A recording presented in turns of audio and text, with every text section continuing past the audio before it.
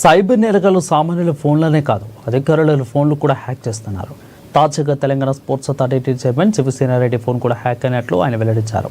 ఇక శివసేనారెడ్డి పేరుపై ఏదైనా మెసేజ్లు వస్తే స్పందించొద్దని అన్నారు. ఇక డబ్బులు అడిగితే కూడా ఇవ్వొద్దని ఆయన కోరారు. ఇక సైబర్ క్రైమ్లో ఫిర్యాదు చేసినట్లు తెలిపారు.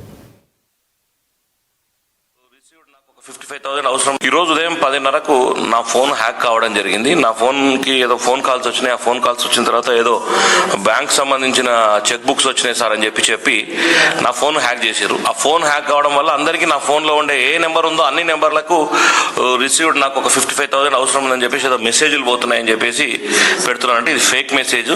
దయచేసి ఎవరు దీనికి రెస్పాండ్ అవ్వకండి. ఇటువంటి మెసేజ్ దయచేసి మీరు కూడా ఎవరైనా బ్లూ డాట్ అనే దాని నుంచి ఏదైనా ఫోన్స్ వస్తే కూడా రిప్లై ఇవ్వకండి. దీని మీద ఇమీడియట్గా ఇప్పుడు నేను కంప్లైంట్ కూడా ఇస్తున్నాను. దయచేసి ఇది ఫేక్ న్యూస్.